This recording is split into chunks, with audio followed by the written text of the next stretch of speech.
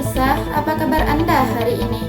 Breaking News kembali menemani pagi Anda bersama saya Mutiara Vivansky dengan informasi akurat, terpercaya, inilah berita selengkapnya.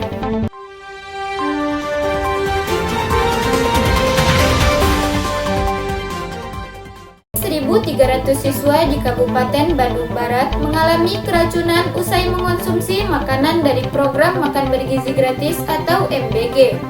Kasus ini telah ditetapkan sebagai kejadian luar biasa atau KLB. Berikut kronologi KLB Bandung Barat dan kasus serupa di Indonesia beberapa hari terakhir.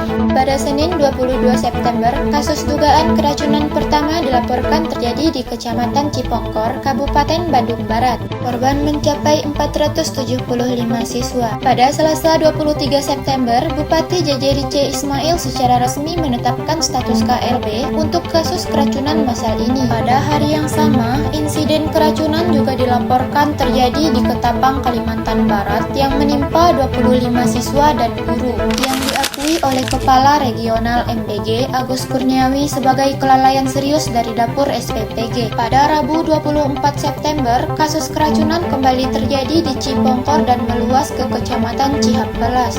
Dinas Kabupaten Bandung Barat melaporkan total korban mencapai 842 orang. Kepala Badan Gizi Nasional Dadan Hidayana yang meninjau posko penanganan menyebut penyebab keracunan adalah kesalahan teknis dari Satuan Pelayanan Pemenuhan Gizi atau SPPG yang memasak terlalu awal, menyebabkan makanan tersimpan terlalu lama sebelum didistribusikan. Akibatnya, BGN menghentikan sementara operasi SPPG di Cipongkor. Puskesmas Cipongkor menyebut total korban keracunan di Bandung Barat mencapai lebih dari 1.300 kasus dengan gejala yang tidak lazim, seperti sesak nafas dan kejang-kejang. Pertanyaannya adalah, apakah program MBG akan di-stop sementara? Pada 24 September, Menteri Koordinator Bidang Pemberdayaan Masyarakat, Muhaimin Iskandar menyatakan tidak ada rencana untuk menyetop program ini. Mengingat minimnya sertifikasi dapur dan rendahnya kepatuhan SOP, lantas siapa yang seharusnya bertanggung jawab atas keselamatan ribuan anak di tengah program ini yang terus berjalan?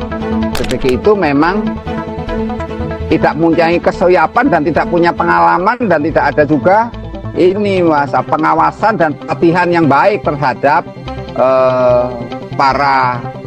entah itu para juru masak atau pihak pengelola MBG itu sendiri, Mbak. Jadi persoalannya adalah sebenarnya pihak BGN atau Badan Gizi Nasional harusnya memberi pelatihan. Dan yang ketiga menurut saya itu persoalan ini menjadi rumit karena apa? Karena ketidakadaan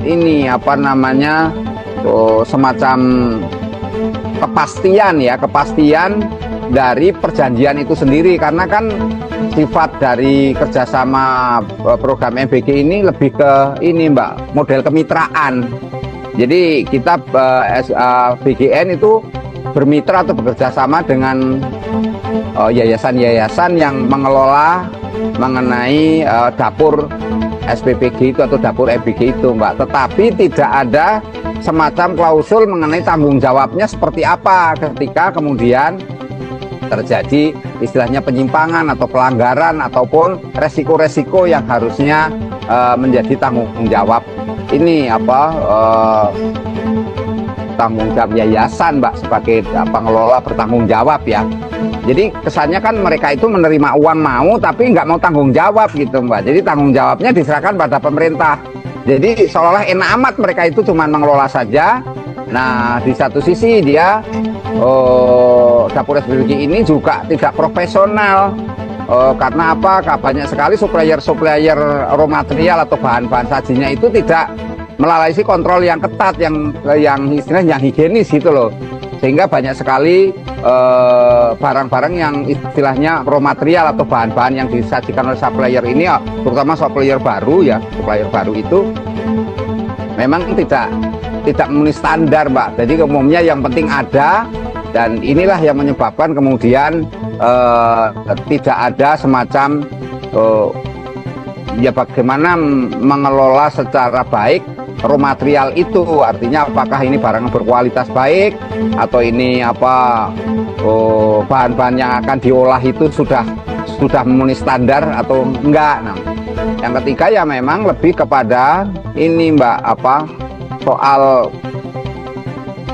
SPPG ini kan di situ kan ada ahli gizi, ahli yang lain-lain. Jadi harusnya mereka itu sebelum makanan itu dikirim atau didistribusikan lah katakanlah, itu harusnya sudah ada semacam uji dulu. Jadi ada pihak yang menyicipi bahwa makanan itu memang sesuai dengan standar, artinya aman gitu bagi anak-anak itu Mbak. Jadi dalam hal ini memang sepertinya seperti yang temuan-temuan yang ada, banyak ahli gizi yang sebenarnya tidak profesional dan dia bukan ahli gizi juga. Jadi banyak pihak-pihak yang sebenarnya tidak punya kompetensi apapun, mengaku-ngaku di situ sebagai pihak yang mengelola ataupun lakukan pengawasan terhadap dapur SPPG ini Mbak. Demikian berita hari ini.